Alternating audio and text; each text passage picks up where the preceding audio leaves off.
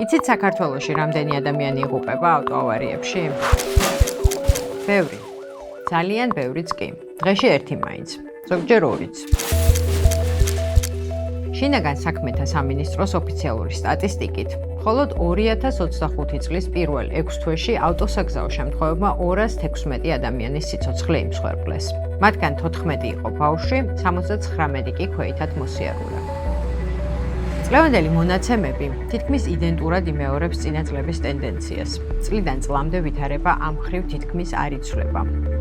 ბოლო 10 წლის განმავლობაში ყველაზე ნაკლები ადამიანი ავარიებში 2022 წელს დაიღუპა და ეს იყო მაინც ძალიან მაღალი რიცხვი, 430 გარდაცვლილი. 2015 წელს 600-საც კი გადააჭარბა მსხვერპლთა რიცხვმა. ამ წელს ავტოავარიებში 602 ადამიანი დაიღუპა და 9187 მძიმედ დაშავდა.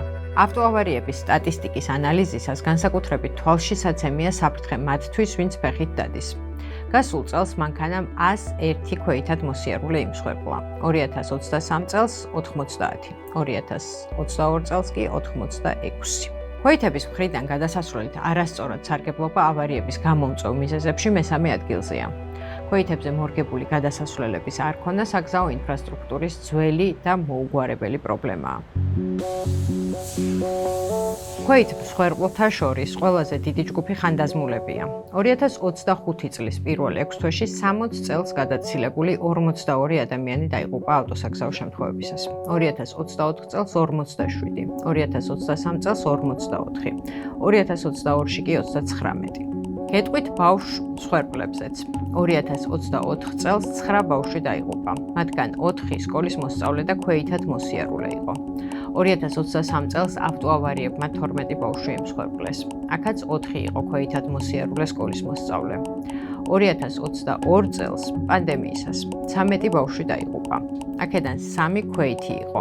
ალბათ გაინტერესებთ რა არის წელიწადში 10,000-მდე ავტოავარიის გამომწვევი მიზეზი. ოფიციალური სტატისტიკით, მიზეზებს შორის პირველ ხუთეულში ბოლო ადგილას არის სიჩქარის გადაჭარბება. ამ ხუთეულში არ ხვდებიან ნასვამი მძღოლები. ყველაზე ხშირად ავარიების გამომწვევ მიზეზებად სახელდება მოხვევის მანევრი და შემხვედრი მოძრაობის ზოლში გადასვლა ან გასწრების წესების დარღვევა. ბოლოს კი კიდევ ერთი მონაცემი. დანაშაულის გახსნის სტატისტიკის მიხედვით, ავტოსაგზაო შემთხვევების ნახევარი მაინც გამოუძიებელი რჩება.